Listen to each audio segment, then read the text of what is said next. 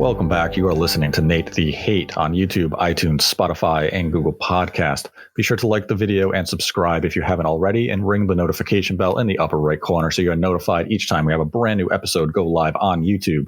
And today's episode is dedicated to Calvin Atkinson, whom generously donated $100 to support the channel. And if you'd like to support the channel, we have a Streamlabs link in the description below.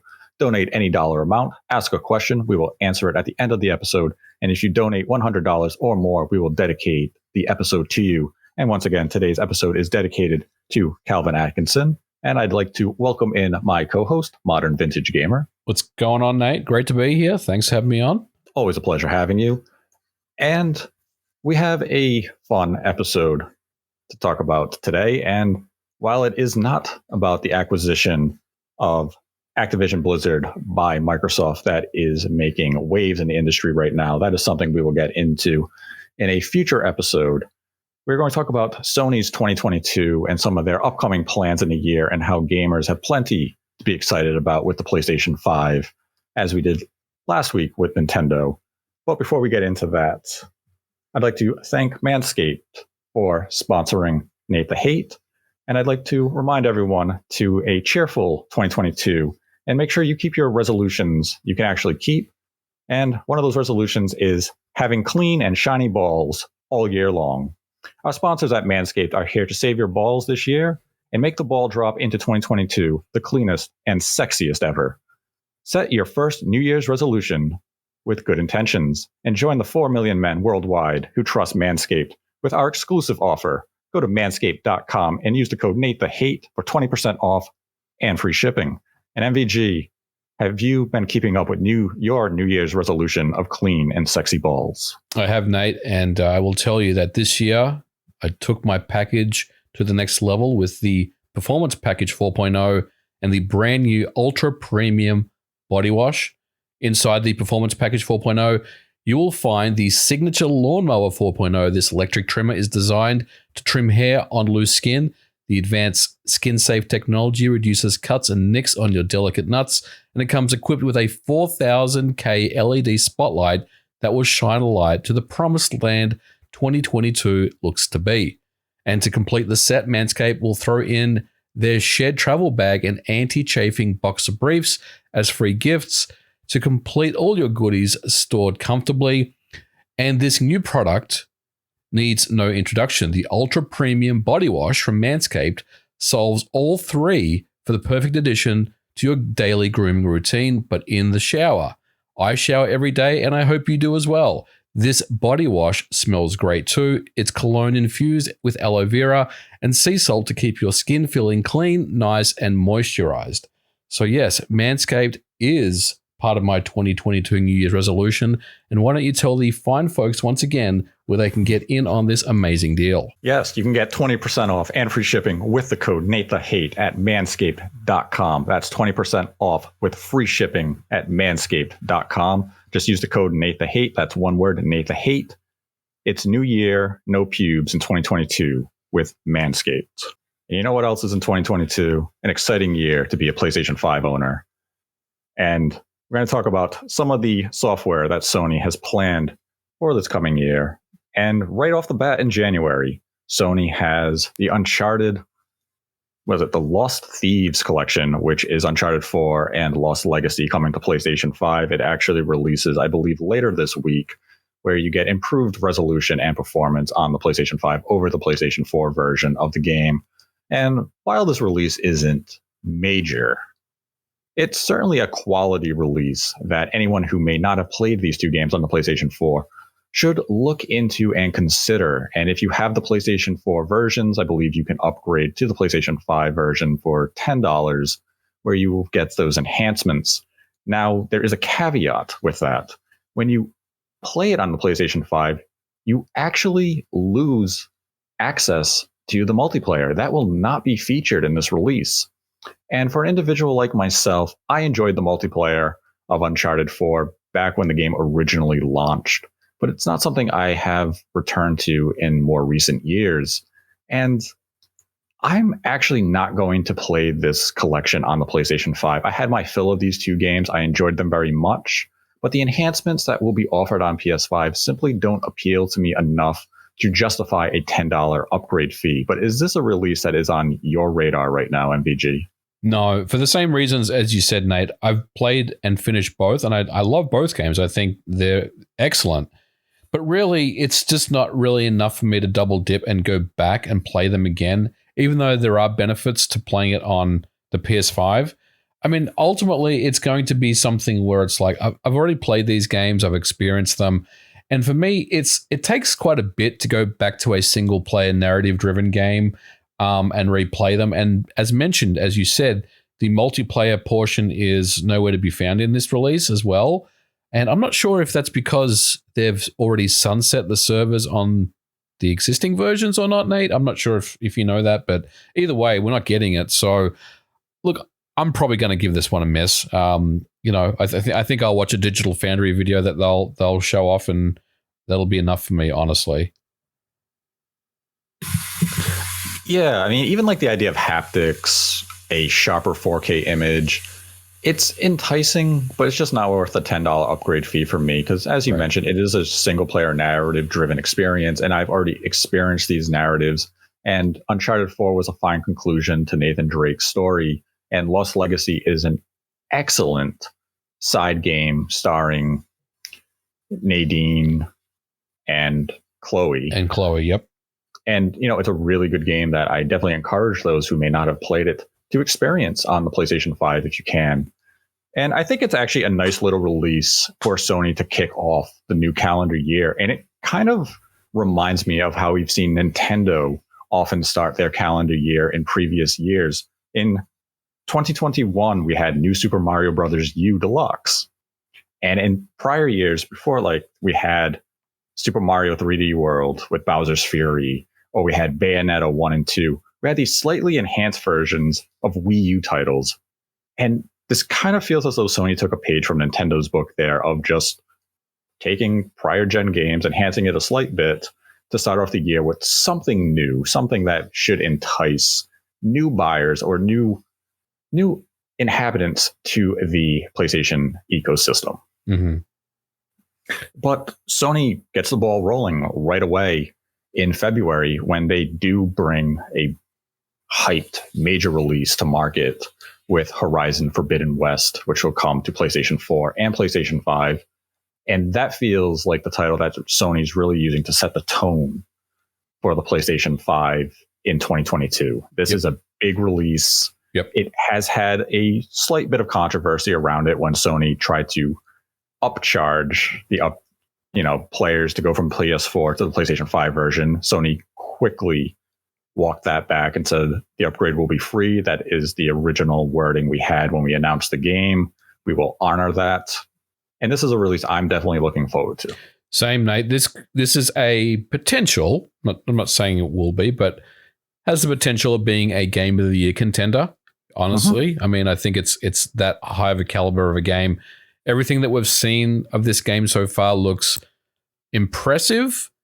Even the base kind of PlayStation 4 versions look graphically a step up from the previous game, which honestly is quite old now. I think it's 5 years old now, maybe. It's been it's been a while since the game came out. Mm-hmm. So yeah, I mean, this game looks exceptional, and I can't wait. I mean, I think this is a game that I've been waiting for a while. And again, I really want that reason to turn the PS5 on and play something. And this will absolutely get usage and rotation on my PS5, no doubt about it. I'm very much excited about Horizon Forbidden West.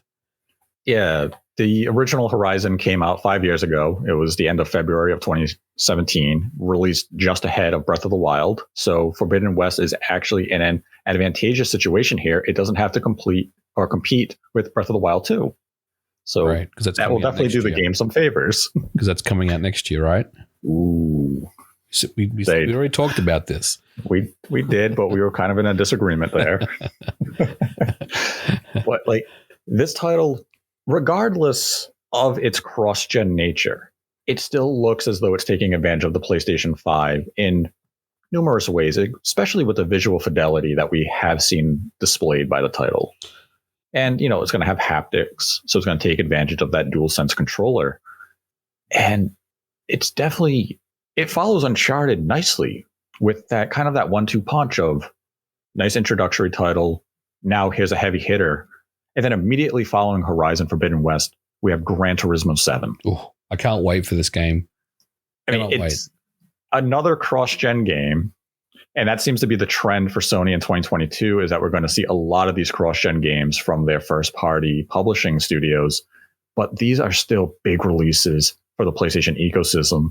And Gran Turismo 7 visually looks amazing. We had our first glimpse of what next generation can do with racing games with Forza Horizon 5 on the Xbox Series S and X. And now we're going to see Gran Turismo 7 on the PlayStation 5. And Gran Turismo, it isn't as hyped a release for me as the series used to be. Going back to the PlayStation 2 and playing Gran Turismo 3, that was amazing. That revolutionary wow moment. This doesn't have me there yet. We're still about 2 months from release. Maybe the hype will hit me as we get near, but it's definitely something that a lot of people are going to have on their radar. You definitely have it on your radar. I will say that, people are going to call me a fanboy or whatever. Look, at the end of the day, I like Xbox, I like PlayStation, I like Nintendo. I've always felt like, and some people aren't going to like this, but whatever. I've always felt like Gran Turismo was the superior franchise over Forza. Forza is very, very, very good, and I love Forza.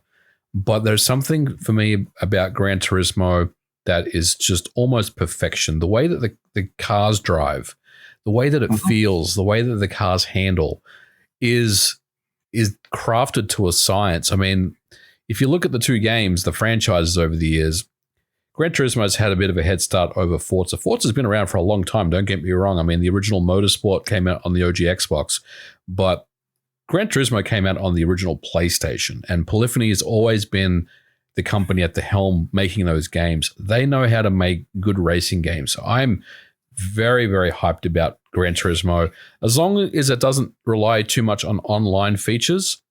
And there has been some talk that it has to be connected to the internet and stuff like that. I'm not too worried about that right now, Nate. As long as I can play, a good, solid campaign. I like GT Sport. I thought that was an interesting experiment, but I didn't like the fact that it was just kind of, basically an online service type of game. And if you tried to play it offline, you couldn't really do much with it. I think this one hopefully will go back to kind of traditional Gran Turismo style and kind of that campaign where you take your driver's license tests and kind of work through the ranks, to be an elite. But I got to ask you about this because I am interested in your thoughts. How do you think the marketing around Gran Turismo will go? What kind of marketing should we expect? Do you think it's just going to be a part of an early state of play? Or do you think there'll be something else? Or do you think they won't really give it that much attention marketing-wise? I would think that they would, but you're right. This is a racing game, and there's a certain element of people that won't be that interested in playing the game. So how do you think the marketing around Gran Turismo will go, or what that will look like? I mean, if I were Sony, I would want it in a state of play, but I would also want to give it a dedicated state of play where I can showcase all the new features, the game modes, how the online is going to be utilized, and how users can connect together and really immerse themselves into the world that Gran Turismo 7 wants to deliver. Because when we first saw the game introduced, they were talking about a lot of in-game systems. And it was almost overwhelming, right? The amount of options the player could have.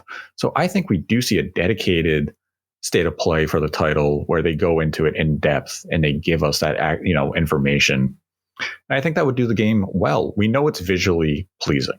We know it's going to wow with the car details because that's Polyphony's specialty. They've always have mastercrafted the details of a car all the way down to the tire. And there's no reason to doubt that now. It's just all those extras. How's the online going to work? Right. How's the single player going to develop? Because my highs with Gran Turismo were definitely with 3 and 4. And it was, as you mentioned, like that campaign of getting the new license and advancing that career. I liked that structure of going from this area to another course to race using my Mazda Miata that I bought for $20,000 in the game and trying to get A on as many races as I could. And then moving on and buying a better car and try and, continue to level up and improve my skill. If they have something like that in 7, my interest is going to definitely rise. Those are the type of questions that we need answers to with this title. It's still a very hype release for the PlayStation. Yep. Because it is Gran Turismo. This is an iconic, legendary franchise for the platform, and it's going to remain that way. Hopefully they find that balance between a numbered Gran Turismo and GT Sport with Gran Turismo 7. Because if they're able to marry those two ideas, you could have that expansive, almost as a game as a service, Gran Turismo.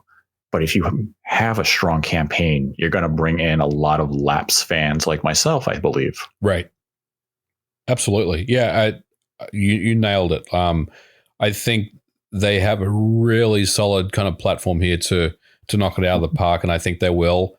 I can't wait. In many ways, I'm kind of more excited about this than I am about Horizon. But both games early in the part of this year, it's almost like a 1-2 punch. Really, like that's some really good games to start off the year with. Yeah, I mean, that's just the first 3 months of 2022 for the PlayStation 5. You have Uncharted, Horizon, Gran Turismo. Those are major franchises for the PlayStation right now. And to start off the calendar year with each one in consecutive months, it's an amazing start. Mm-hmm. And I mean, you just need access to a PlayStation 5, or a PlayStation 4 to play these games.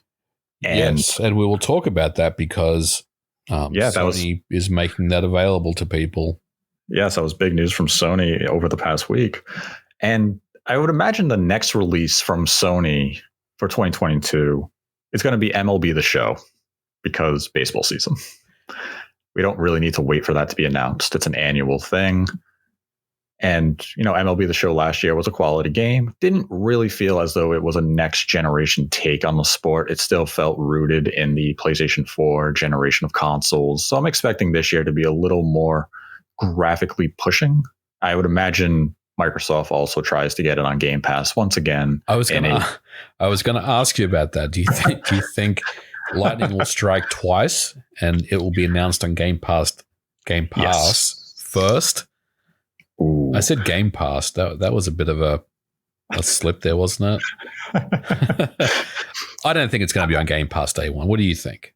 I think it's on Game Pass day one again. I think Microsoft is going to continue to work with MLB and make it happen. It was very successful on Game Pass and the Xbox. So if you're Major League Baseball, you're going to want that deal once again. And it kind of reminds me of a deal that T-Mobile does. Mm-hmm. Every single year. T-Mobile gives any subscribers to their service 1 year to MLB.TV. So this allows you to watch any baseball game all season long. And they do it every single year at the start of the season.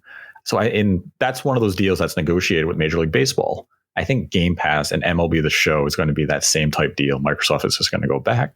They're going to secure the game for their service because Major League Baseball wants baseball in as many homes as possible. They want people watching the games and they want people playing the video game. And if you're Sony, you still have the PlayStation. People are still going to buy it on your platform. I don't think it going to Game Pass last year really hurt Sony in any meaningful way. So bring it on. No, I agree with you. I don't think it hurt them at all. I just, San Diego, right? San Diego Studios is the dev that did it, mm-hmm. right? It's hard for me to imagine that studio having a bunch of Xbox dev kits in that studio. That they're working on the game first. But you have to keep in mind when MLB The Show was announced to go multi-platform. This is now 2 years ago. They had kind of outlined that by 2022, MLB The Show would arrive on the Switch. True. Yeah, you got me there. That's right. Yep. So we could see Sony's first game on the Nintendo Switch in just a few months. Interesting. What is that version going to look like? We'll cross that bridge when we get there, Nate. Okay. I don't want to speculate on that, but no. I mean, you bring up some good points. I just kind of felt like that. I don't know. I mean, look, I don't want to say Sony was blindsided by the announcement. Of course, they knew about it, But man, it was a pretty hype announcement because it kind of felt like.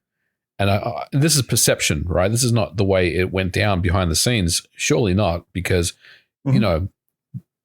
San Diego Studios has been working on this game for a long time, but it just kind of felt like Microsoft came in and just kind of wiped it from underneath Sony.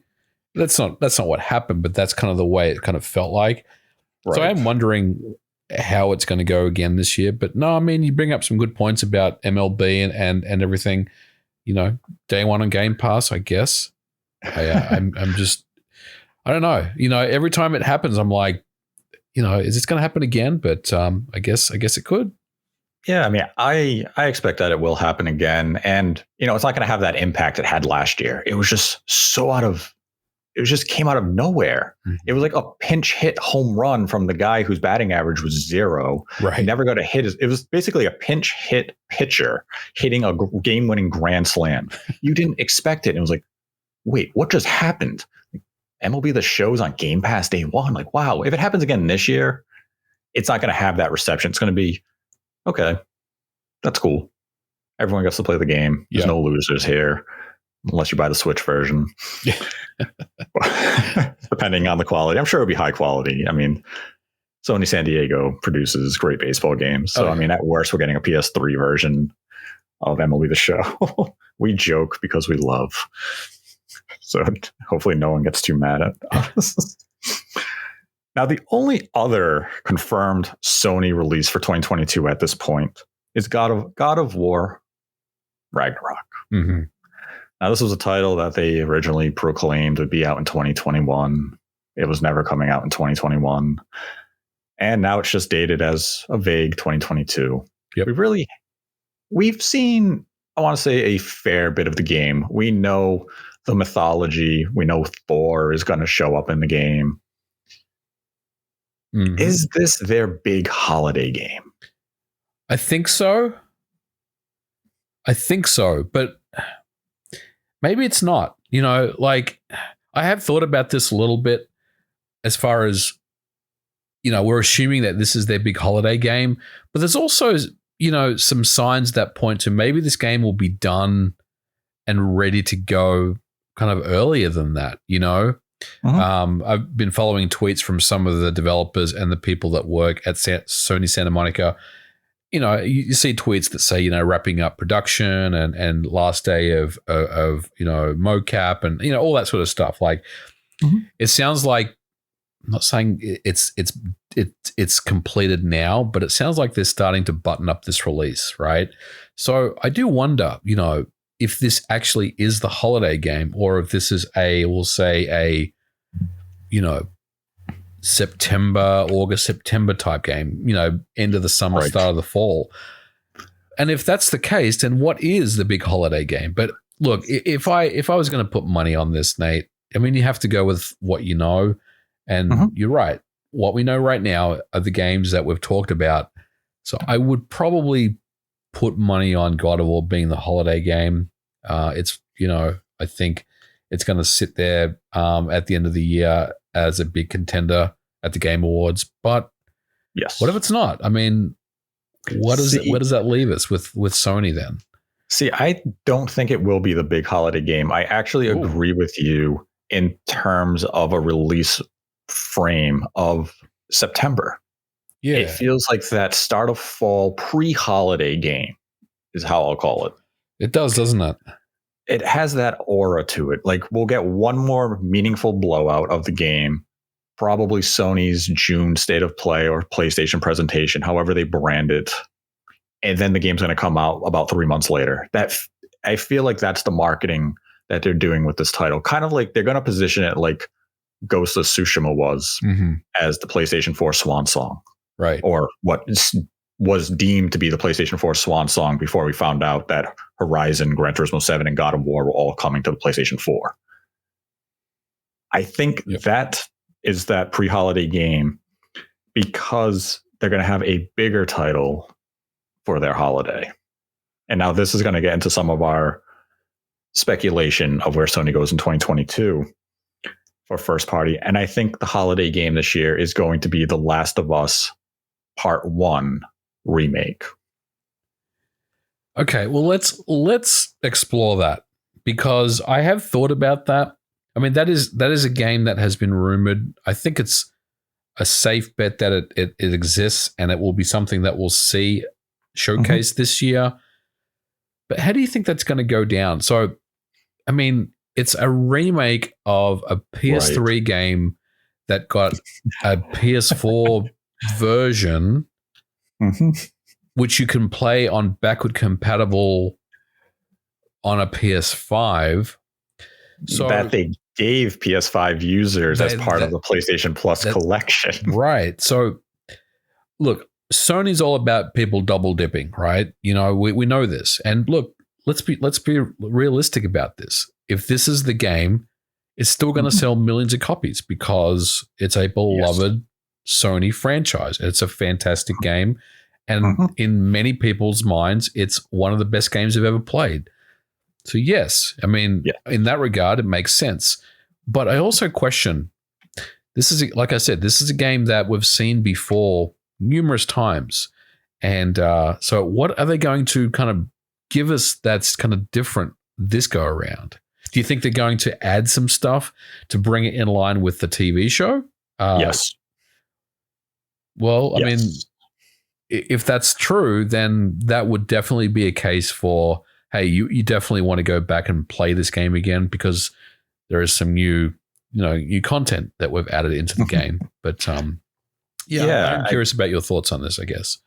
I think they will try to position it for the holiday game. And, there is always that chance that we see a delay. Because when you look back at the PlayStation 4, Sony delayed basically every single game that was originally slated for a holiday release, and it ended up slipping to spring. Right. So there's always that chance that could happen here.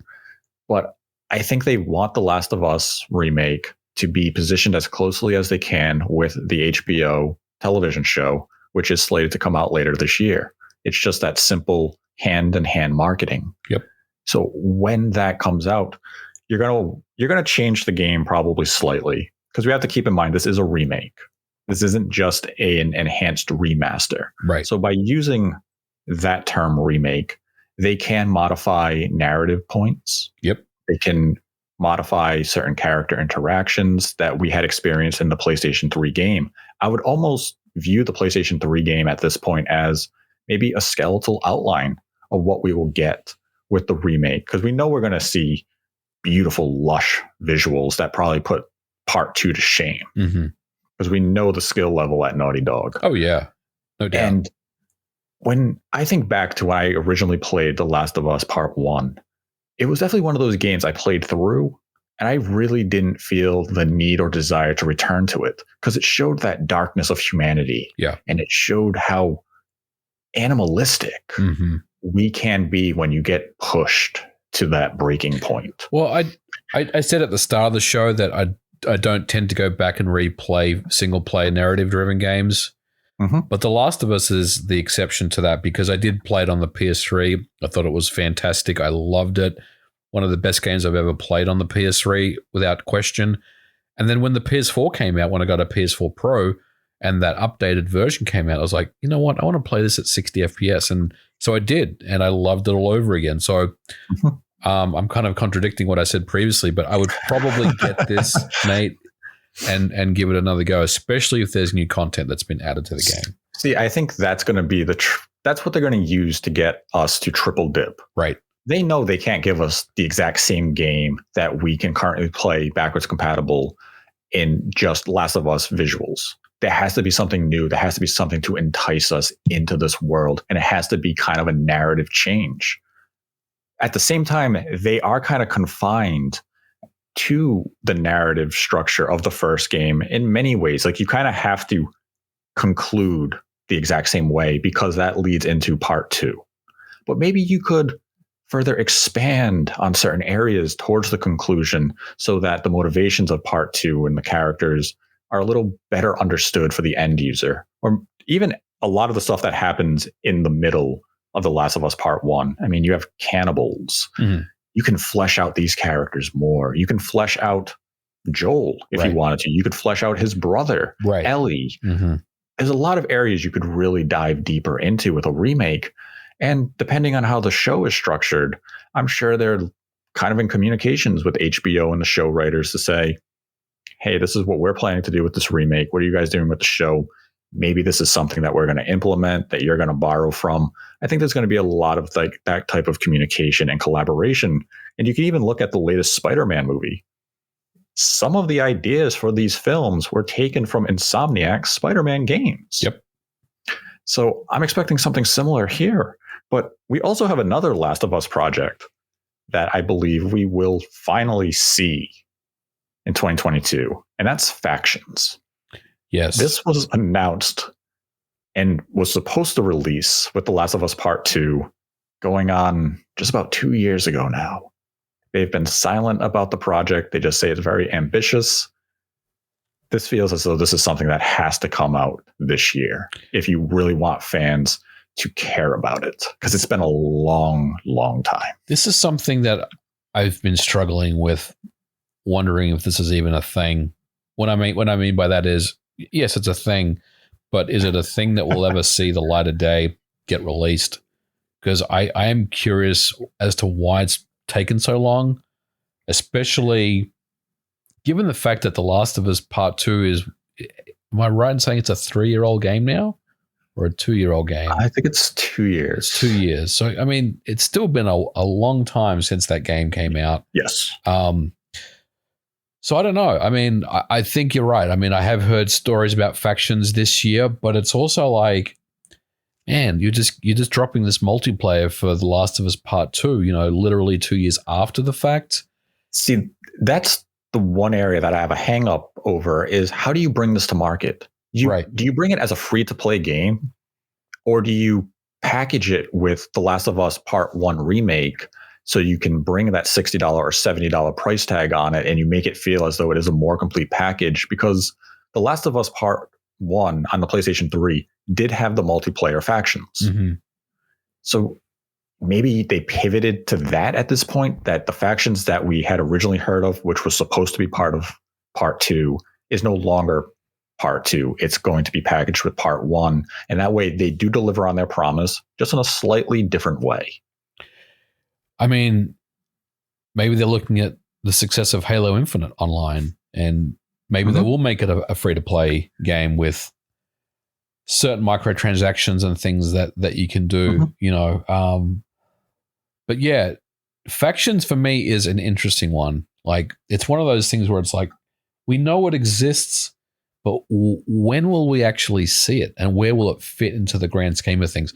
Your idea about potentially bundling it with The Last of Us remake does make a lot of sense, especially, again, if you align it with the TV show.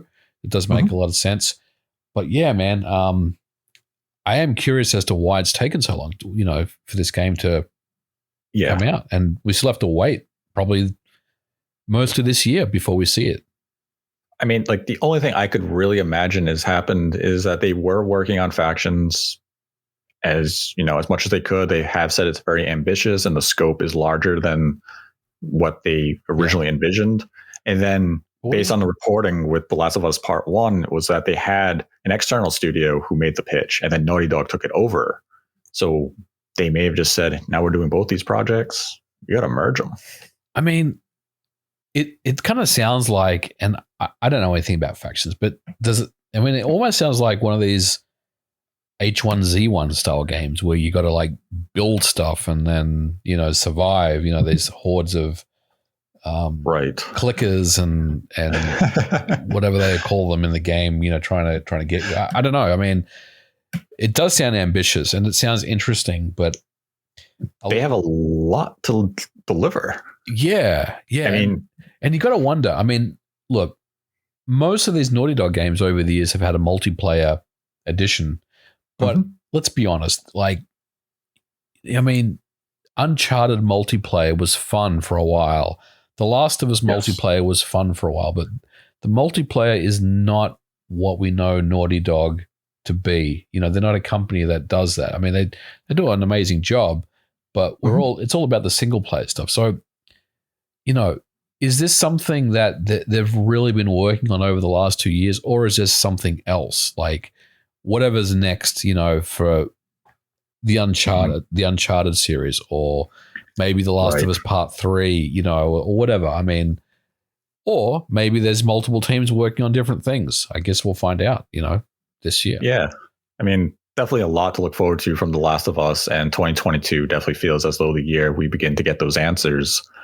And there's been another title that's been in headlines, and it is Twisted Metal. Now, Twisted Metal, it is in development at Firesprite. Yes. I can confirm that piece of information, that Firesprite is working on Twisted Metal for PlayStation 5. Development is still very early. I don't think this is a title that we will even see announced this year. If they do, it's going to be like a trailer and maybe Sony just announcing ambitions to return to their long classic of Sweet Tooth and the Twisted Metal franchise. But this isn't a title that's coming out this year or anything. But it would be nice just to see a quick teaser trailer because it has that nostalgia value. Agree. And I think we will see something from Twisted Metal this year, a teaser trailer, even if it's CGI, most likely will be. But yes, I don't think that Twisted Metal is a 2022 release. I think it'll need a little bit more time in the oven before we actually see it on our PS5s. I would say probably mid next year is when we'll see that game.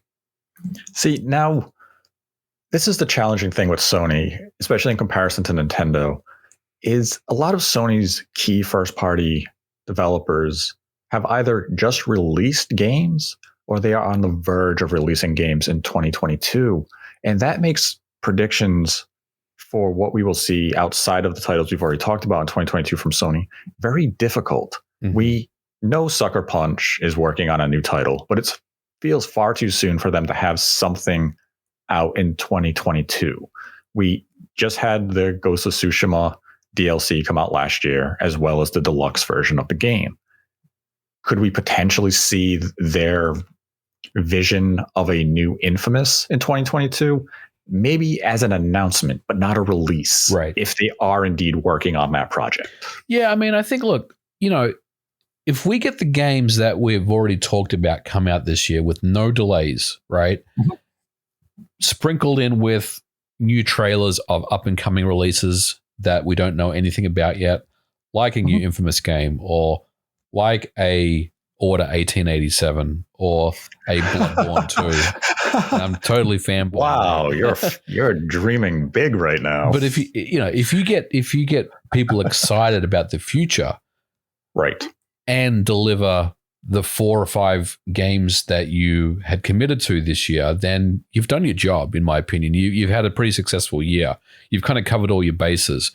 And I know we haven't talked about this yet, and we will be, but there's also PSVR 2 stuff as well that we need to get into and chat about, plus the Spartacus stuff as well. So, I mean, I think if Sony delivers on all those things, there's no delays, and they give us 1 or 2 hype announcements of up-and-coming titles that we are not privy to right now. And I know I said Order 1887 and Bloodborne 2, but I mean, you know, if they give us something from their back catalog, if they give us some announcement for a game, that would be pretty hype, I think. And then, of course, you know, the longer-term games, the Wolverine and all that, the Spider-Man, right. You know, those games are still in development as well. So, you know, all of a sudden you've kind of solidified this year. You've gotten people excited about next year. And yeah, I mean, it's all guns blazing at that point. Yeah, that's like a title like the Wolverine. I could see us getting another trailer this year because that feels as though that's a title that's coming out in 2023 because it's likely smaller in scale compared to the Spider-Man. Yes. So that's something we'll see a quicker turnaround on. I wouldn't dismiss the possibility we get a first look at Blue Point's original project this year either. Yeah, you're right. I wouldn't dismiss that as well. Because that sounds like it's supposed to be a smaller project for the team to really kind of come into their own. So that's definitely on the shelf of a 2022 reveal. And, Wolverine, Spider-Man 2, Blue Point. I don't expect that we would have. I don't foresee a major, wow, I didn't expect that to be announced and come out in 2022 reveal from Sony's first-party publishers outside of the titles we've already discussed, because that feels as though that's where their internal teams are really at right now. We know they have other development teams that are busy at work on unannounced projects, but they still feel as though they're another year or two away from release and even potentially being revealed. And 2022 it's kind of the leftovers of the games that didn't make 2021 due to various delays. And it's the filling year. It's going to satisfy with nice big releases that we have discussed. And it's kind of Sony's way of making preparations for when the true feast begins, which will be 2023 and beyond. Right. And hopefully by 2023, these titles are no longer cross-generation. Yeah, well, hopefully. I mean, I guess we should talk about that here real quick. I mean, Sony has committed to the PS4, for this year, right? Producing another 100 million units. And I guess, look, 1 million. Sorry. 1 million units, not 100 million. That's ridiculous. I don't know why I thought that number. I mean, and I think the reasoning there, the rationale there is, look, we are bringing out some big games this year. God of War Ragnarok is coming out. Forbidden West is coming out. Gran Turismo is coming out. We want to make sure that people get the option, the chance to play these games, and that we don't really have a huge preference on which system you're going to play them on. We will offer them to both. And, if you're not on board with Sony, then jump on board. This is our way of extending that, courtesy to you. So I think it's a smart move, but I also, hopefully, Nate, this is the last year of this, right? I mean, we have to we got to cut the cord at some point, don't we? We have to say, look, yes, at this point, we have to be talking about exclusive PS5 games. But I also understand that, look, these games were launched. These games were talked about during the launch of the PlayStation 5, right? So these games have been in development for a long time. All three of these games that are coming out this year have been in dev for many, many years. And they all started development on PS4 dev kits. Let's be honest about that.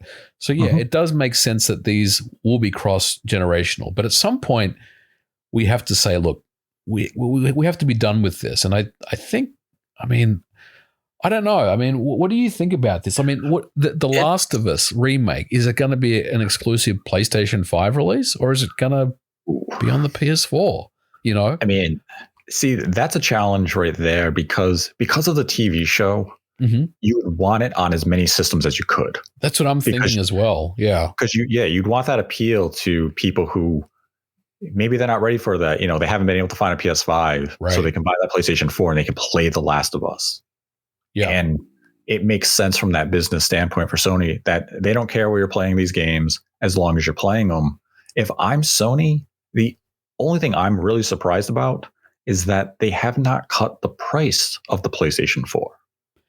Well, make it more appealing as that low price point or that low price of entry to some of these games like Horizon and God of War Ragnarok later in the year, as well as that huge back catalog of software. By keeping it at the current price it is, which, it isn't unattractive, but you could make this more attractive if you just drop the price $50, maybe even $100. Now, yes, it's less revenue. I understand that. But it would just create that consumer interest of, I can get a PS4 for, $199 or maybe cheaper, and I can play God of War Ragnarok. Now, are you going to move a significant amount of extra software because of that? Maybe not. Right. You're going to sell out of those PlayStation 4 systems you're likely to produce. Sony knows they're going to sell these units. Otherwise, they wouldn't have increased production. There's something in their market research that suggests people are actively looking for PlayStation 4s. Yep. And that's why this move was made.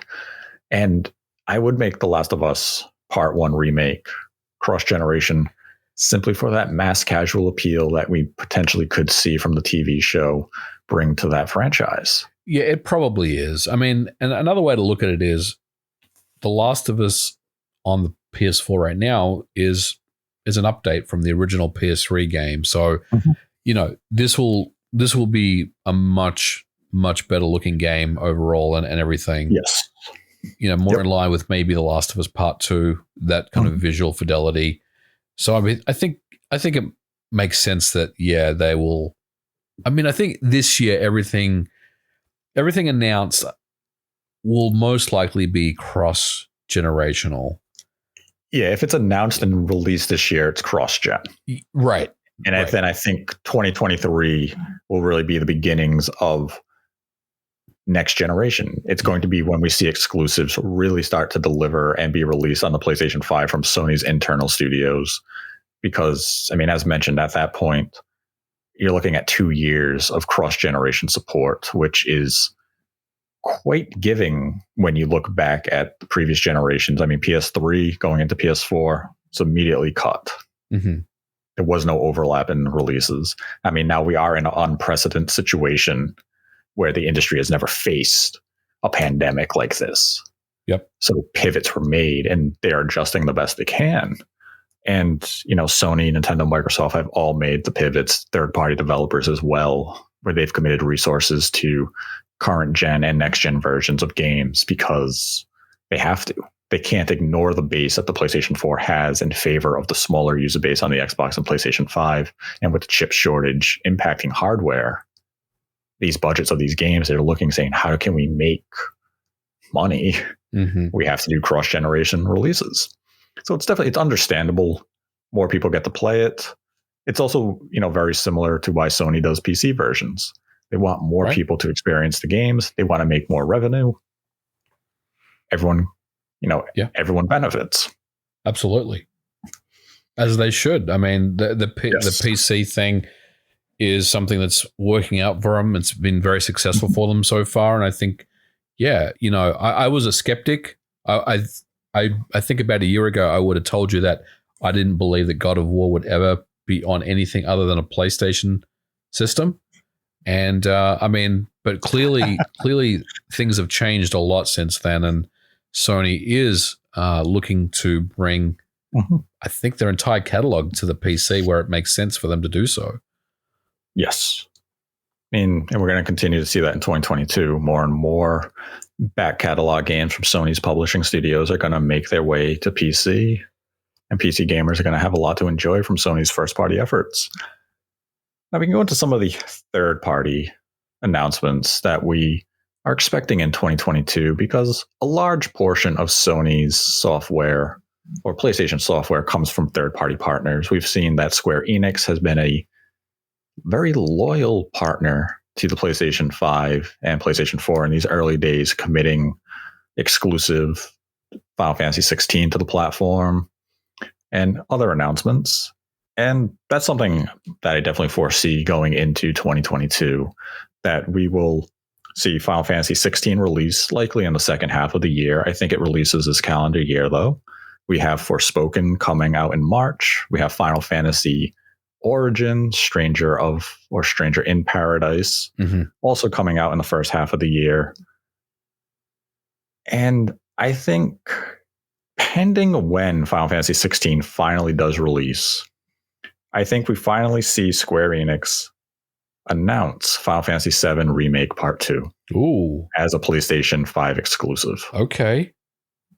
Big announcement. Yes, PlayStation 5 exclusive, no PlayStation 4 version. Is it coming out in 2029? When are we seeing it? I think it comes out next year, 2023. That's a quick turnaround. That's a quick turnaround. But I mean, it also makes sense. Again, it was almost just over a year ago, right? When, am I getting my years mixed up? Maybe, was it 2 years ago now when Final Fantasy 7 Remake came out? It was 2 years ago, wasn't it? 2020, March of 2020. This whole COVID thing has got me turned around, Nate. So it's been about 2 years, right, since we've seen that game. I mean, I guess, 2023 isn't a stretch, given that, because it's been a little bit of time since that game came out. But Oh, 2023. That would be a pretty hype announcement if they run a trailer for this year and they have 2023 at the end of it. I think people would be really excited to see that. I know I would be. Yeah, I think it would actually kind of catch people by surprise, only because it does, kind of as you joked. I think people kind of expected like, oh, part 2 won't come out to 2024, and then part 3 won't come out to 2030, and it'll be a whole new generation of consoles. I think Square is aware of that, and they're trying to proceed development as smoothly as possible, and they want quicker turnarounds, especially for an episodic game of this size and prestige. So I think, Final Fantasy VII Remake Part 2 gets announced this year, releases next year, hype announcement whenever it happens. Have Final Fantasy 16 also be another big deal from Square Enix this year. Trying to think of anything else I could see from Square this year with the PlayStation in mind specifically. Maybe something from the Nier franchise, because that seems to kind of gain popularity over the last couple of years. We know Square Enix is working close with Forever Entertainment on something. Yep. Maybe we'll see Parasite Eve make a comeback. No, we won't. We won't see that. Source code got thrown out years ago. Oh. I mean, it's possible it could come back, of course. There's obviously ways to reverse engineer games and get them back, but that would be a pretty big undertaking. I would love to see Parasite Eve come back. And if Jeff Grubb is listening, I'm going to root for Einhander. I want to see Einhander come back. Well, based on the GeForce leak, we do know that they have ambitions to bring Final Fantasy Tactics back. Yep. And I could see that as a potential announcement in 2021. Multi-platform, of course. I don't think Sony would go out of their way to secure that one. But it's always possible. A third party I do expect that we'll get news from this year is from Atlas. And this is something that was in headlines over the last week. And it's Persona 6. Now, I fully believe that Sony they will retain whatever exclusive leverage they have with the mainline Persona games. We've seen this time and time again. But Persona 6 is going to be, as we mentioned with previous other software, it's going to be a cross-generation game. Persona 6 will be a PS4 and PS5 title. We saw this with Persona 5. It was on PS3 and PlayStation 4. It makes sense for Atlas to keep it cross-generation. They want it as on many platforms as possible in the Sony ecosystem to reach as many players as possible. Yeah. And I know some people say, well, why wouldn't it come to Nintendo? We haven't seen a mainline Persona game launch on a Nintendo platform ever. I don't see why that would change with Persona 6. I think we'll see, as mentioned in the Nintendo episode, I think we'll see Persona 4 Golden come to the Nintendo Switch, or at least be announced for the Nintendo Switch in 2021. I also think Persona 4 Golden will come to PlayStation 4 and even PlayStation 5 in 2021, because it came to PC. And I think it's just the natural step for Atlas to take that PC version and bring it to those consoles. And the reason Switch would be included in that is that we have Persona Ultimix that was announced at the Game Awards. It was announced for Switch and PlayStation 4. And I think that's why Persona 4 Golden will go to those exact platforms. But Persona 6 would come to PlayStation 4 and PS5 as the main console. Now, down the line, we're talking years down the line, maybe it goes multi-platform, but Sony still appears to have some sort of exclusive holding on the mainline Persona games, and I don't see that changing with Persona 6. Yeah, I think you're right. The only part I disagree with you on is we won't see Persona 4 Golden on the Switch. You don't think that's possible after seeing Persona 4 Ultimix go to Switch? I don't think so. What about that potential website leak where if you typed in V2 at the end of the URL, it showed the Midnight Collection for Switch and PS4, which would include Persona 4 Golden? Just a glitch? Maybe. Someone's messing with the code. I mean, maybe just a glitch. It's happened before. Maybe. It has. That's true. I'm basing my prediction on the past, but logic and we'll see. Yeah. I mean, we know Atlas definitely wants to expand the Persona franchise to other platforms based on the surveys and such. But I think that's kind of going to be limited to the previous mainline games. Basically, if it's come to PC, then I think it will come to other platforms after a year or so. But any new entries will continue to be PlayStation exclusive for at least a year, 2 year, 3 year, whatever Sony somehow is able to maneuver with Atlas. Yep. Now, for other third parties, we know we have titles like Ghostwire Tokyo coming. We have Pragmata from Capcom. I think overall, I'm not really expecting any huge exclusives for the PlayStation 5 from these third-party partners because we know they really favor multi-platform releases, and I kind of foresee that continuing in 2022.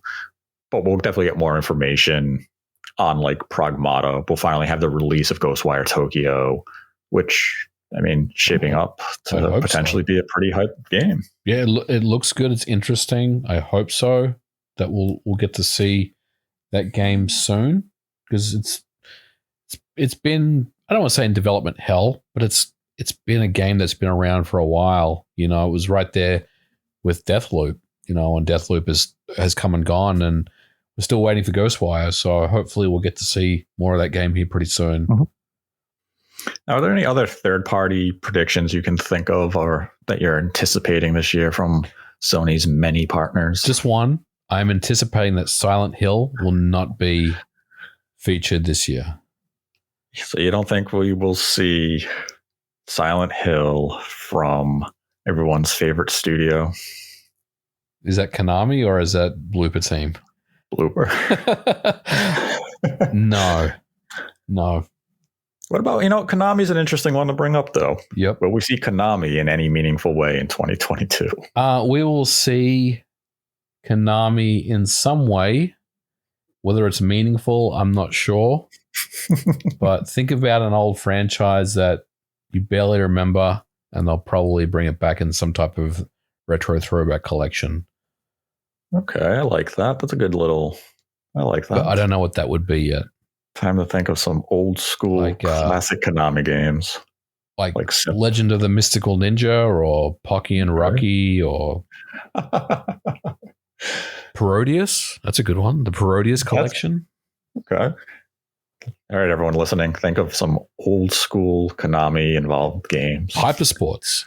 The Hypersports collection. Were they supposed to... Remember when they were supposed to make a Hypersports game for the Switch that never came out?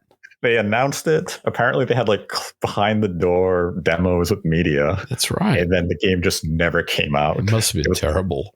Like they must have played it. Like this game sucks. Oh, a new Contra game, like a sequel to that Switch Contra game they brought out like 3 years ago. No, no, don't will that. That game was terrible. That was like a mobile game they repurposed into a platform game at the last minute. They're like, we have to make money. But yeah, I mean, Konami could easily go back in their library of games and give us something. Yes, but it's nice. It's not going to be anything anything of any major significance, let's say. Damn. But something to look forward to. Yep. Now, we have to bring up this topic because it's in the news this week. Acquisitions. Mm-hmm. Microsoft just acquired or is planning to acquire Activision Blizzard. The deal will be closed sometime between July 2022 and June 2023. And obviously this leads to people saying, well, what is Sony going to do in response? Well, Sony can't do anything of this magnitude. They don't have $70 billion. Right. Nor do they want to. Even if they did, I don't think it's their style. Mm-hmm. I mean, based on everything that happened last year where they made specific targeted acquisitions to companies, I think we'll see that continue this year. You know, they kind of cherry pick companies that they want to acquire that have been strategic partners with them for a while and will help grow their brand. And I expect that to continue. I kind of mentioned, I think we've talked about this before, but Sony isn't in the business of picking up a WB or a Take-Two or a company that has all this like legacy of just stuff that they don't care about. All they care about is what can bring and add value to their company pretty much immediately and hit the ground running, because they've worked with that particular company for a long time. So getting these smaller, focused, targeted acquisitions, I would expect that to continue. And some of these companies are kind of ex-dev companies, support studios that you may not necessarily kind of think about. And I would expect that to continue, especially as they ramp up, the PC side of the business, ramping up the PlayStation 5 stuff. I mean, the VR side as well is obviously something we're going to chat about here as well. So I think, I think more of the same when it comes to acquisitions, as last year. Yeah, I think you bring up a good point there, because even title or studios like Firesprite, this was a studio who already had experience with Sony in the past. And if you even look at their logo, they've kind of repurposed it to resemble something similar to Wipeout. Right. And, you're going to look at those types of studios or employees who may have had that history with Sony, and you're going to maybe look at or ambitious indie studios who have worked close with Sony. Just as an example of a team, Bugsnax. Mm-hmm. That's the type of team I think would be on Sony's radar for any future potential of an acquisition. It's not going to be a Take-Two or an Ubisoft. They're not in the business to buy a publishing house, right? Like an Activision Blizzard. They look for unique talents, and they have demonstrated they know how to acquire studios that are, I'll say, young and hungry. Absolutely. Yeah. They took Insomniac when they went on their own, and Insomniac put out Sunset Overdrive. They put out that terrible game, was it Fuse? Mm-hmm. And then they came back under Sony's wing, and look what they're producing now. Right. The Ratchet and Clank Rift Apart, Spider-Man, Miles Morales. Now we have Wolverine, Spider-Man 2 coming out. They're one of Sony's biggest studios.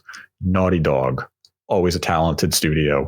They're at a whole nother level now than what they were when they really came under Sony's control following Crash Bandicoot and everything. Yes. Yep. Sucker Punch. Blue Point, who knows what Blue Point's going to produce. Right. But we know they have talent. Yeah. So if they're able to be molded into the next big thing for Sony, that's what Sony's looking for. They're looking for the young, dumb, and hungry who is ambitious and wants to make a name for themselves and are hell-bent on becoming the next prestigious studio under Sony's umbrella. Yep. That's what they want to acquire. Totally agree. I mean, it's probably not something that's going to happen now, but like I always had like ideas of like Remedy or someone, kind of that boutique studio that has some IP that is obviously technically very good at what they do at their craft. They're good storytellers as well. That's the kind of studio that Sony is looking for. And I think, again, I think, maybe not, because I mean, they ended up acquiring quite a few studios last year, maybe not as many as last year. But I do expect them to continue to strategically kind of cherry pick acquisitions over the course of this year. But it won't be a overarching, oh my God, we bought Activision Blizzard. And we'll talk about Activision Blizzard in a future episode because there's a lot to cover there. But again, that's not Sony's style. I strongly, even firmly believe that even if they had the money and the resources to do that, that is not the way that they would want to approach this because, yes, you just acquired Activision Blizzard. You have all these amazing studios and IPs, assuming control as Microsoft owns these things now. But think about all the legacy and all the red tape and all the stuff that you have to deal with as well. There is a lot there, to mount an acquisition of that size takes a lot of resources and a lot of people, and kind of like the Bethesda thing, let's be honest, it's not going to bear fruit for a couple of years. We're going to see Starfield this year, but we're going to see these Bethesda games kind of trickle out versus just this massive dump of games, right? And the same thing will apply for a big acquisition like Activision. Yes, we'll get Call of Duty this year, but you won't see any exclusivity around those types of games until later. I know I'm diverting. I know we're going to talk about this in another episode, but Sony, that's not Sony's style. Sony is, we're going to acquire you, and you're going to hit the ground running because we have a lot of work we need to get done straight away. And I feel like it's just much more agile versus a long-term strategic thing that may take X number of years before it starts to bear fruit. You know what I'm saying? Yes, like with the Bluepoint acquisition, we're going to see them produce in the immediate future. Right. With Housemarque, we're going to see their next game this generation.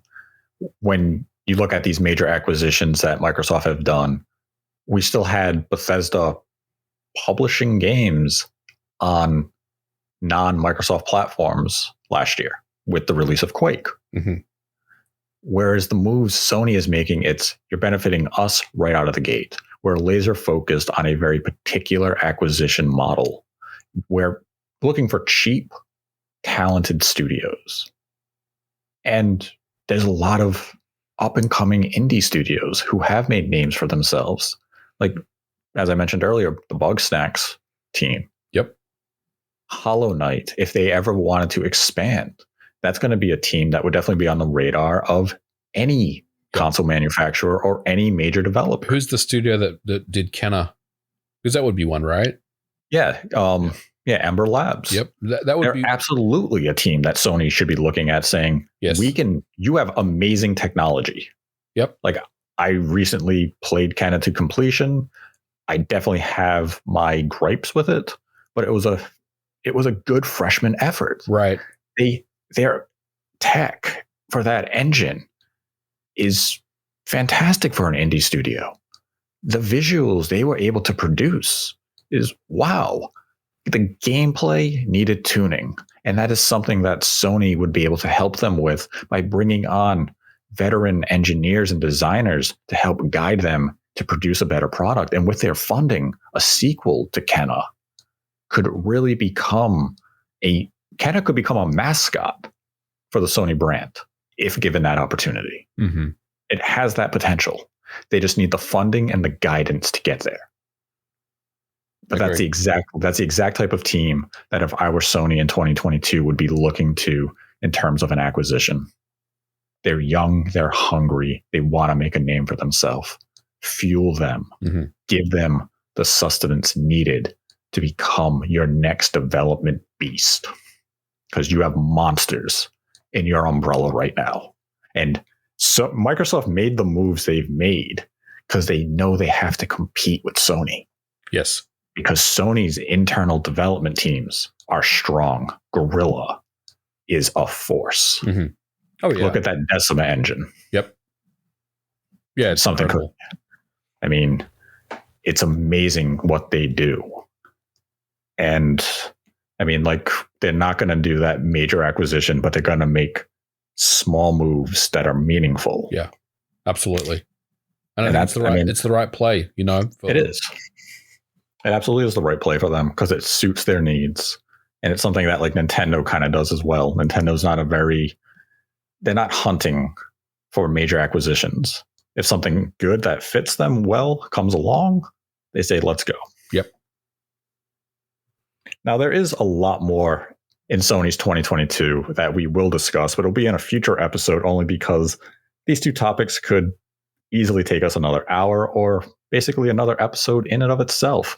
And those topics are the PlayStation VR 2 and the introduction of Project Spartacus, or Sony's online service to let us play legacy software and hardware.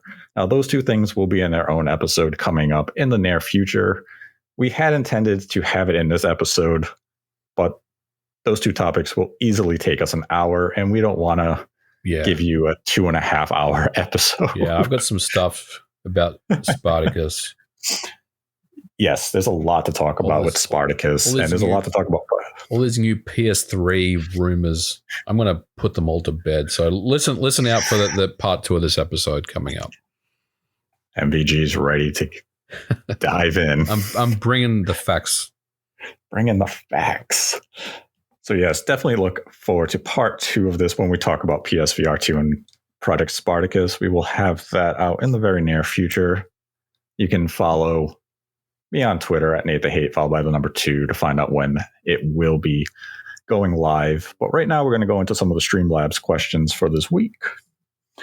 And our first question comes from John Mann, who donated $1 and writes, do you think we can expect any exciting projects for the Kirby 30th? Nintendo hinted on Twitter there was more to come. Maybe a port of the collection from the Wii or an HD remaster of Return to Dreamland. HAL usually celebrates the anniversaries well. I would love an HD remaster of Return to Dreamland. Yeah, I think we'll see something more of Kirby.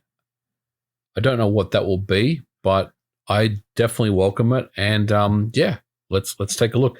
I can't wait for the game to come out, Nate. I'm so hyped about the Kirby game. That trailer. It's like one of the biggest announcements for me this year. I cannot wait. Yeah, that game looks fantastic. I cannot wait. Kirby's one of my favorite franchises. Like Planet Robobot, I think is one of the best Kirby games. It probably is the best Kirby game ever made. Return to Dreamland is fantastic. Yep. The trilogy on the 3DS is just sublime. The GBA games are fantastic. So I'm really looking forward to this new Kirby game. And, yes, I think they'll do something for the 30th.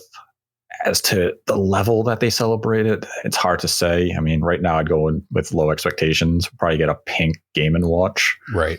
With Kirby NES. Hey, I'll buy it. With the wrong aspect ratio. Well, to be fair, they actually corrected that, so Nintendo did a good job.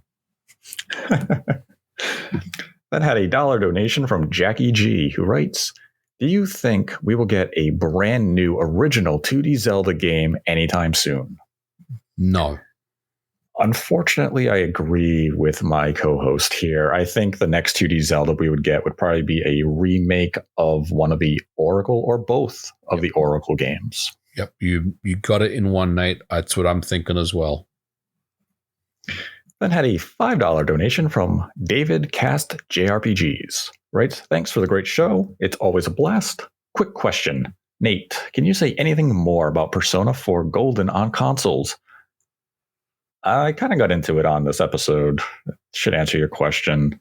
It is, it's already on PC. Atlas, we know Atlas wants to continue to sell these previous games, so I think they'll bring Persona 4 Golden to Switch and PS4 this year. If it doesn't come out this year, I think it will be announced this year. We know the anniversary of Persona is going to be long. It goes all the way to September, so that means they have a lot of announcements to make.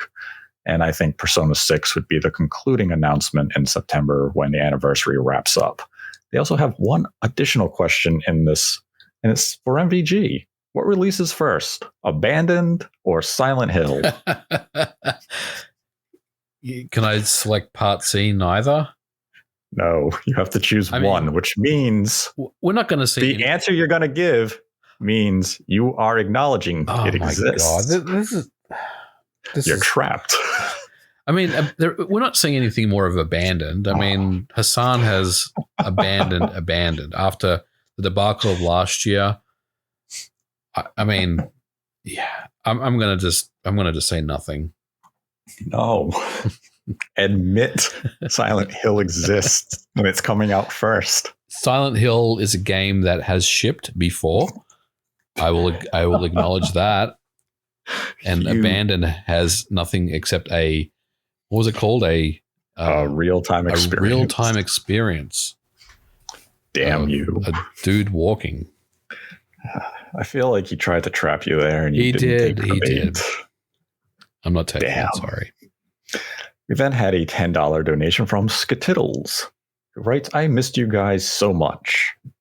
I have a proposition for you. I'm going out on a limb and going to say Ninja Turtles Shredder's Revenge is going to launch day one into Game Pass. If I'm right, I'll guest star on a future episode. Do you accept these terms? I would say let's accept the terms, because that's not happening. You don't. I know, but .emu Windjammers just launched on Game Pass. Windjammers is one thing, and I love Windjammers, but this is Turtles, man. This is a different animal. So you want to accept the terms? Let's accept the terms. Okay. We will accept your terms. I don't think Shredders is day one on Game Pass. I am placing my faith in MVG. Not that we are opposed to having you as like a future guest. Yeah, well, let's get him on. Let's get him on, but it's all for nothing. We accept these terms. We accept these terms. We will see if Challenge we dine accepted. We will see if we dine on Skittles soup soon. We will roast you on Twitter when you are wrong. Damn.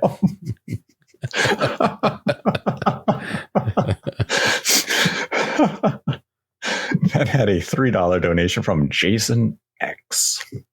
All right. Hi, guys. Love your discussions. I always feel like a more informed and conscious gamer after listening. I really want to play the New Horizon, but don't have a console for it. Should I buy a used PlayStation 4 Pro, try to get a PlayStation 5, or just wait for the Switch Pro? Well, Horizon won't come to the Switch Pro. Right. And that's still a ways off. I mean, if you can get a used PlayStation 4 Pro, because, PS5 is just too hard to come by, pick that up and enjoy Forbidden West. Yeah, I would say whatever suits your budget and availability and desire to play this game, just make a decision on that. Honestly, you could even play it on a base PS4, and I think it will be a fine experience. So you don't necessarily need a PS4 Pro to play this game as well. I think this game is going to scale very well on all platforms, so you probably can't go wrong. Just whatever your budget is, just make a decision on that. And look, I know it's easy to say, well, I'm only going to get like 12 more months of use out of a PS4. I mean, you may not. I mean, it depends on, again, what happens this year, what announcements get made, what we do see exclusive on PS4 and PS5 as cross-gen games, I should say. So yeah, I mean, really just make your own decision, really. Then had a $3.99 donation from Dragon Chi, who writes, do you think Capcom will ever revive the Breath of Fire series, or is that franchise forever lost? Man, Forever lost. The last console Breath of Fire was like Breath of Fire 5. I think that was like on PlayStation 2. Yeah. Been about 20 years. Yeah, Demon's Quest or Dragon. I don't know what it was called, but yeah, Demon's Quarter or Dragon's Quarter or something like that. Yeah, I mean, I don't think we will. I think the fire has been extinguished. The fire has well and truly been extinguished. I mean, there might still be some embers there, but they're definitely not fanning those flames for a rebirth. I don't even think there's any embers. I think someone just doused it with like it's just char. Yep. With a big vat of water. Poor fire. Then had a $100 donation from Calvin Atkinson, whom this episode is dedicated to. And they write, hey, Nate and MVG, what's your opinion on the likelihood we'll see a release of Hollow Knight Silksong in 2022? And in what venue do you suspect we will see a new trailer and release date? A Nintendo Direct, a Jeff Keighley show, a Twitter drop, or something else? We get this question asked all the time for obvious reasons. Look, it's going to be a Direct. I don't know when we're going to see this game, Nate. What do you think? I mean, I've stopped even trying to predict when this game is coming out. But it's definitely not an indie showcase. It's probably not a Jeff Keighley show. I think it's just a regular, good old general Direct. Whenever that will be, I have no idea. I think it would be in a general Direct because this title transcends indie status at this point. It's far too big. It would overshadow basically any other indie game announcement in an indie Direct. It has to be part of a bigger show like a general Direct. Time-wise, I mean, it's difficult to say because we really don't know how. It's a small development team. We know Team Cherry is only, I believe it's like 3 individuals. We don't know how their workflow is going. We don't know how COVID maybe impacted them, how their development was set up. They've been very reluctant to give any meaningful update on the game. So I'd say 2022 as a calendar year, I would definitely say is in play. As for when we see it, I mean, my hope would be the first Direct of 2022. but it could easily be summer 2022, depending on where the game is in terms of, state at this point. Yeah. But I do think it comes out this year. Yeah, I think so too. And I think it's smart that developers haven't really said anything as well, especially as such a small team. I mean, the amount of pressure that they already have on them, like imagine if they started kind of giving us, status updates and stuff, right? Like that's the kind of thing that really could just dampen the entire development process. So they are being very, very smart about not really disclosing anything, not saying anything. But I think, I know it's cliche to say, but when the time is right, we'll get to see it. And I do think it is this year at a general direct. Yeah, like the lack of updates don't necessarily mean that the game is in disarray or that development is in trouble. It can just be we're laser focused on the game what we're working on. We want to get it finished. We want to bring it to market when the time is right. You just have to be patient. So I think that's what this team is doing. They want to finish. They're ambitious. It's their passion. We will see it when they are ready to show it. And I think it's making fine progress. Hopefully we've seen it sooner rather than later. We then had a $3 donation from Blue Ink Blot. It writes, Dearest Nate and MVG, it seems like Pikmin 4 is perpetually on Nintendo's back burner. So give it to me straight. Does this game actually come to market for the Switch, or will Pikmin 4 just be quietly canceled? What do you think, Nate? Pikmin 4 is a project that has been in development, has restarted development, has switched engines, has changed scope, it continues to evolve and change. Whether it comes to Switch, I think is more a question of how long does the current Switch stay on market. But Pikmin 4 will one day blossom on a Nintendo platform within this decade. So before 2030, we will play Pikmin 4. That is the best time window I can give. Right. Because it keeps changing, it keeps evolving. Nintendo continues to go back and try new things. So it's something they do want to make. It's just when the timing and the tech and everything is right is when it will happen. We then had another $3 donation from Blue Ink Blot, and they write, do you think Nintendo would ever make a Super Mario Galaxy 3? Platforming in space is just one of those ideas that still has a ton of potential. Galaxy 1 and 2 were fairly linear, but a sandbox or open world Mario in space would be mind-blowing. They will not. They don't even acknowledge Mario Galaxy 2. I mean, it's not even... Technically true. Galaxy 1 is the only game that they kind of acknowledge in the 3D All-Star Collection. As much as I would love to see a Galaxy 3, I don't think we're going to see one. See, they could do the space concept without actually referring to it as a Galaxy 3. They could. That's a good point. It has been, 13 years since Galaxy 2. So you don't really have to call a space-based Mario Galaxy. I mean, they could use those concepts and just make it a new Mario game. Mario Galaxy 1 and 2 are definitely two of my favorite 3D Mario games ever. So I would love a new entry just in that model, not necessarily a sequel. We then had another $3 donation from Blue Ink Blot, who writes, with the bombshell announcement of the Activision acquisition, Microsoft now has quite the assortment of developers and gaming IP. What are the chances that Toys for Bob develops a set of Banjo-Kazooie and Tooie remakes just like the Crash Bandicoot ones? Don't know yet. Very, very early to say. It sounds like it's a match made in heaven in so many ways. Mm-hmm. And hopefully with this acquisition, and once it actually does go through in about 18 months, then, not all the studios will be working on Call of Duty anymore. I think there'll be some changes, to allow the studios to kind of have some more creative freedom and get them to do the really cool stuff that they were kind of initially brought in to do. Will we see a Banjo-Kazooie / Tooie game from Toys for Bob. We could. I mean, there's definitely some merit.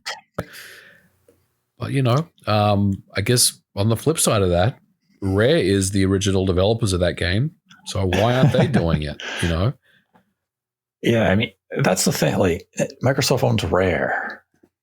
They're the original developers like Killer Instinct, Banjo.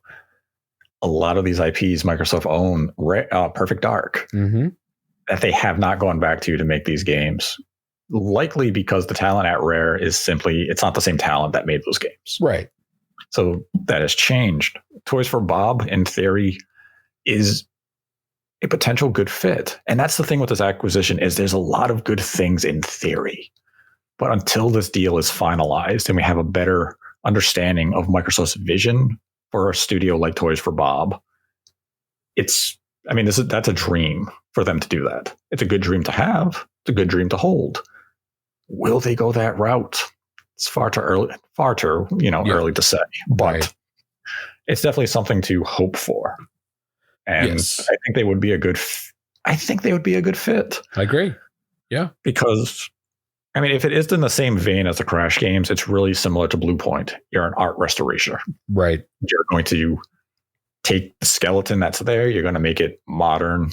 Going to adjust things here and there. It's not from the ground up. It's not your own undertaking.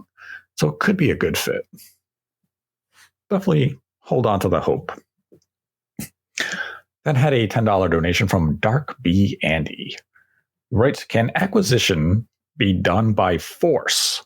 Example, let's say I own an indie studio with a great game. Suddenly a corrupt company like Activision has interest and want to buy my studio.